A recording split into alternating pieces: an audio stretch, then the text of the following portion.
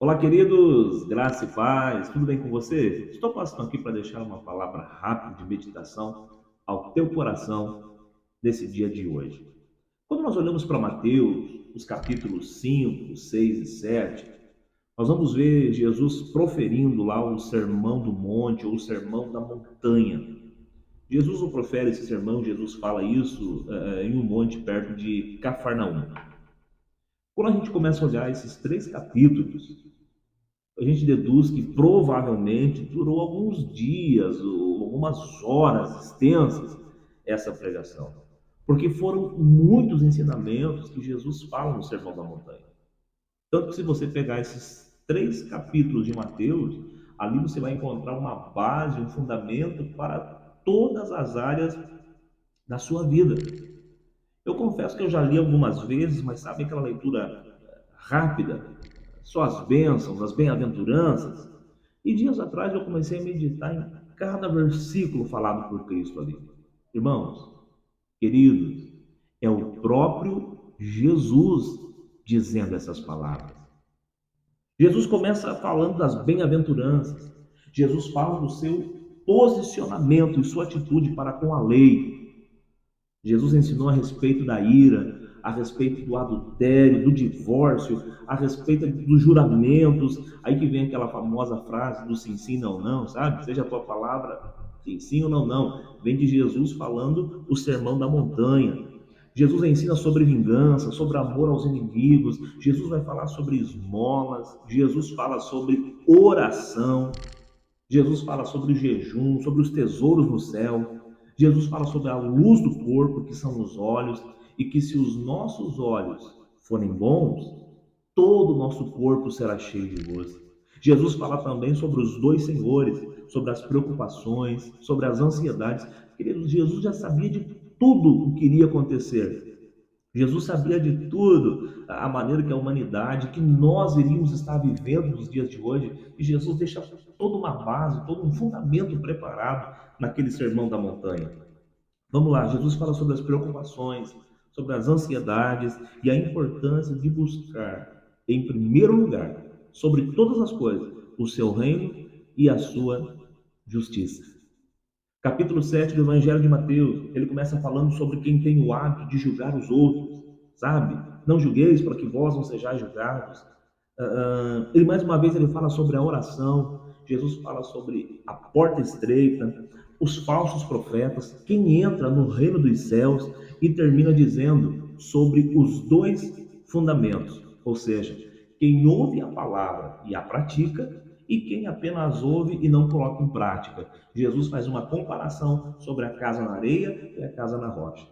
Os dois ouviram, os dois construíram, os dois edificaram alguma coisa, mas na hora que veio a chuva ou o vento, só quem tinha a casa firmada na rocha que conseguiu ficar firme. Jesus continua, mostrou que posição, autoridade e dinheiro não são importantes no seu reino. O que importa é a obediência aos seus ensinamentos. Entender quem nós somos em Cristo, mas também quem Cristo precisa ser em nós e através de nós. E no capítulo 5, no verso 13, ele fala que se um tempero não tem sabor, não tem valor algum. Se ele não fazer aquilo que ele foi feito para fazer, de nada adianta. Se algo que foi feito para cumprir um propósito específico não cumprir o propósito, não tem utilidade alguma. Você consegue entender isso? Se nós cristãos não fazemos nenhum esforço para afetar o mundo ao nosso redor, nós estamos falhando na nossa missão. Você pode esconder uma cidade que está situada no topo de uma montanha? Não. Sua luz à noite pode ser vista o quê? A quilômetros. Olha aquilo que Jesus estava querendo dizer no Sermão da Montanha. Se vivermos para Cristo, seremos como luzes, luzeiros. Nós iremos o quê? Clarear a vida de outras pessoas com o Evangelho, com a luz que está em nós, mostrando aos outros o quê? Cristo, apontando tudo para Cristo, apontando o caminho, sendo luz e trazendo sabor, temperança, clareza na vida das pessoas. Cristo sempre falou de uma maneira muito fácil de entender. Ele sempre facilitou as coisas, ele não complicou. fazer uma pergunta para você. Você já comeu algo muito salgado? Alguma comida e o sal estava demais? Com certeza você lembrou de alguma coisa, né? O que aconteceu? O sal em excesso ele gera o que na gente? Gera sede, sim ou não? É isso que nós precisamos fazer aonde nós estivermos inseridos. Entenda isso. Você não pode se mudar, se moldar de acordo com o ambiente que você chega. Mas aonde que você chega, por aquilo que você carrega, o ambiente pode ser mudado através da tua vida, da minha vida, do nosso testemunho, daquilo que nós carregamos. Sabe? É isso que nós precisamos fazer. Despertar nas pessoas sede por aquilo que nós estamos carregando. Só que tem um porém.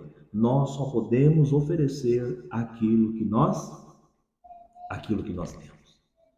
Alguém já chegou para você em algum lugar, sem você se manifestar e disse assim: poxa, como que você é diferente, hein? Tem algo diferente em você, tem uma luz em você, tem um brilho. Já aconteceu isso com você? E despertou naquela pessoa o quê? Uma curiosidade de saber quem era você, o que você fazia, como é que foi essa experiência? Sabe? Se os nossos exemplos, se as nossas atitudes não refletirem em nós um ser regenerado, um ser convertido a Cristo, então de nada servirá a nossa pregação, a nossa vida e a nossa existência.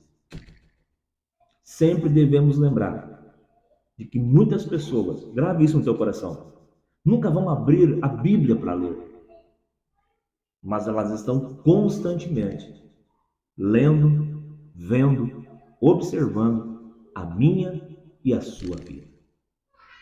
Mateus 5,16. Assim resplandeça a vossa luz diante dos homens, para que vejam as vossas boas obras e glorifiquem o vosso Pai que está no céu. Amém? Tudo isso que vamos fazer, sendo sal e luz, em nenhum momento é para a nossa glória, e sim para a glória de Deus. Fique com essa palavra no teu coração, que Deus te abençoe, que pessoas em volta de você sejam impactadas pelo poder do Evangelho e desejem conhecer o Cristo que está em você. Deus te abençoe, em nome de Jesus.